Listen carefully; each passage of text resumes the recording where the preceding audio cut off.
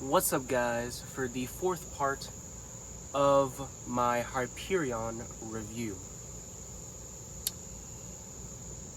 Let's just say I was properly floored by Sol Wintrob's story.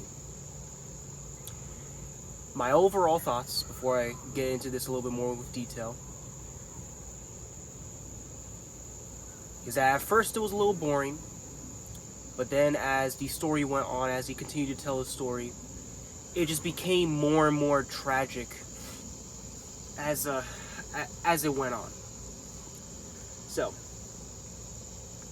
first and foremost, what's the first note I have? Seems so awkward, mommy. That is confusing. Oh yes. So before the story even started, Lamia had a confrontation with Martin Selenis, and that overall scene made me a little confused. Now I find Lamia to be the worst character of the bunch. Who knows, after her story I might come around to her. She just confuses me. She seems too much of a stereotype, too much of a strong woman stereotype. I just don't really know her, right? Her story hasn't come up yet, so obviously there's some things that that will be cleared up as the story goes along, but right now, currently, not much to be said about her character, and I felt kind of confused and awkward at the scene of where she threatened to blow Selenis' head off. It just didn't really make any sense to me. I found it to be quite random. I just didn't like it that much. Now, we go to the first part. Not the first part, but the first interesting part of Sol Wintrob's story. And that was talking about her child.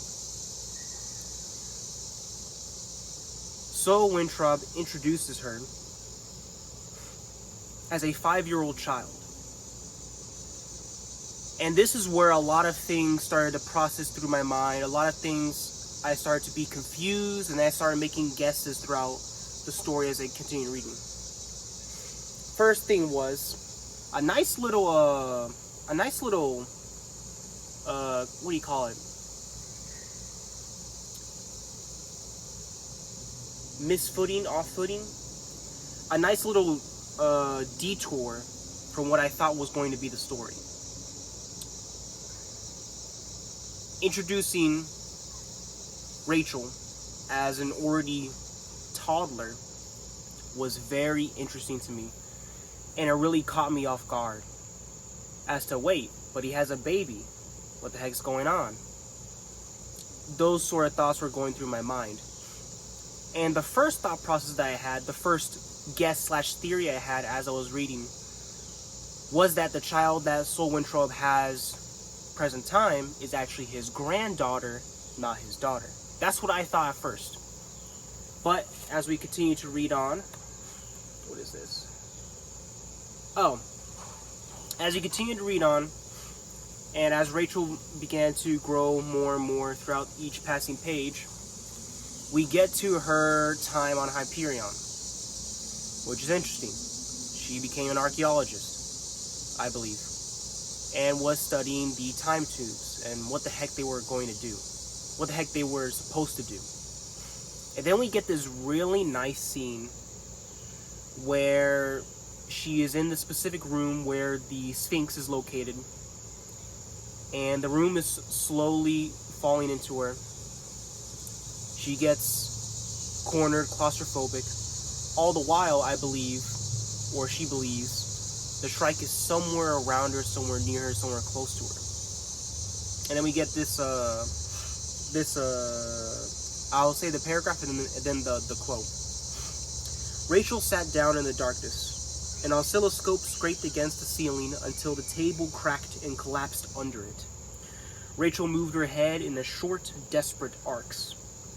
There was a metallic rasp, almost a breathing sound. Less than a meter from her, she began to back away, sliding across a floor suddenly filled with broken equipment. The breathing grew louder. Something sharp and infinitely cold grasped her wrist. Rachel screamed at last. That was really good writing, and I was properly sucked in on this specific part of the story. Once this part happened, I was sucked in to Soul Wintrop's story, and I was super invested. Now, after this event happens, it is revealed, by the way, probably the best reveal of the story so far, that Rachel is now aging backwards. Backwards because of the entropic tides that happened while she was in the Sphinx. And because of this, she's now aging backwards each day. Each day, she's a day younger. The way they introduced this was so interesting. I was so hooked at the idea. I've never really heard that idea before in a book. It impressed me a crap ton. Dan Simmons did a damn good job at revealing this and making things make sense now. Oh, that's why she's a baby in present time, because she had been aging backwards. That's such a good reveal, in my opinion. Very good reveal, made me super hooked, and it's definitely going to make me give the book a higher rating if I continue to like the rest of the story. And then we finally get more of Soul Wintrop's thoughts throughout it. And an interesting thing that's constantly being mentioned, since Soul is a Jew, is the story of Abraham and him being so obedient to God that he almost killed his son. This story, this trope, this concept is constantly talked about throughout Soul Wintrop's story. And it made me so hooked in, because I was feeling exactly what Soul was thinking, right? Like, what the heck? I'm not going to sacrifice my child. What the fuck are you talking about? And so as he goes mad, not mad, but as in pissed mad, not crazy mad, at this godlike character telling him to freaking sacrifice his child. And he's like, what the fuck, man? No, I'm not doing that stuff. And this is where the best quote out of the entire book, in my opinion, comes in. After 55 years of dedicating his life and work to the story of ethical systems, Soul Wintrop had come to a single unshakable conclusion. Any allegiance to a deity or concept or universal principle which put obedience above decent behavior toward an innocent human being was evil. That quote completely encapsulates my reasoning of being an atheist. Completely sums up in a short, concise, but emotionally hitting quote. Why would a God want us to be so obedient that we wouldn't take care of our child? So obedient that we would start hating other people? This quote hit me rock fucking hard, man. And I completely agree. I completely agree with this quote. It made me so amped up reading that. The quote, freaking brilliant. That's the best quote in the entire book. I'm very doubtful that another quote in the story, in the rest of the story, is going to top that. And this quote solidified that Soul Wintrop's story is the best so far, with Kassad's being a close second behind. Soul Wintrop's story is the best so far. Best so far.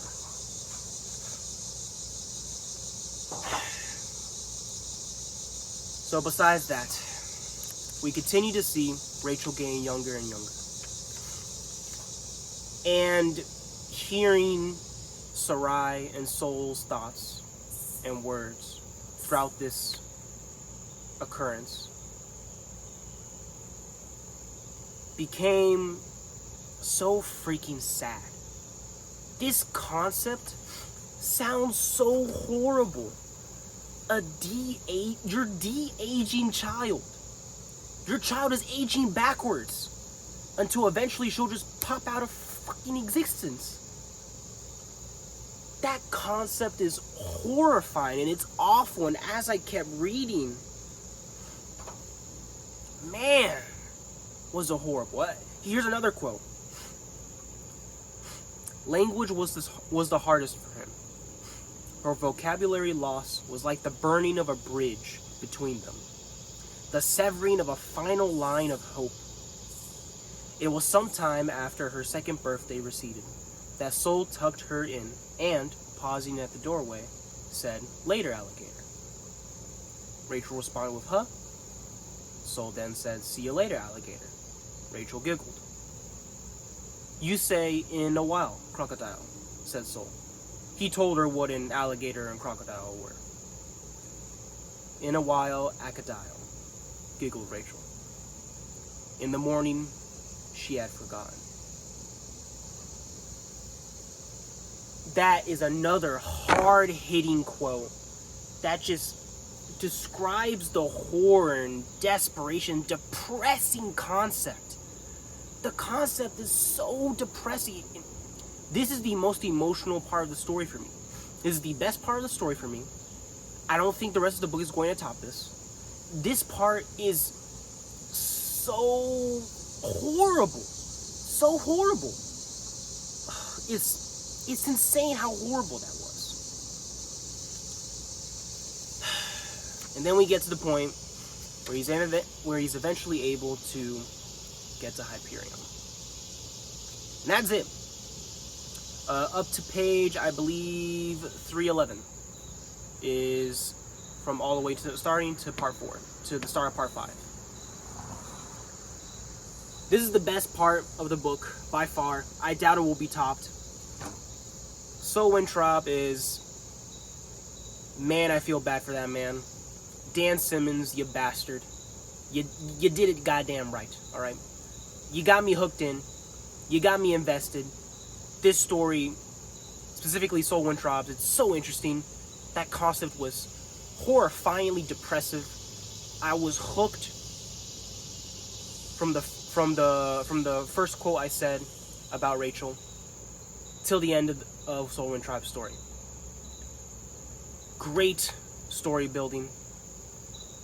Great prose. Absolutely phenomenal prose. The best quotes are in Soul Wintrop's part of the story. I doubt anything's going to top it. And I don't want to ramble anymore and reiterate the things I said before. This is the best part of the story. And I'm very excited to see what's going to happen next. So please, guys, like, subscribe, comment, all the things. I am super excited to see what happens next. I am supremely pumped. Supremely pumped. Hope you guys have a nice day. Good night.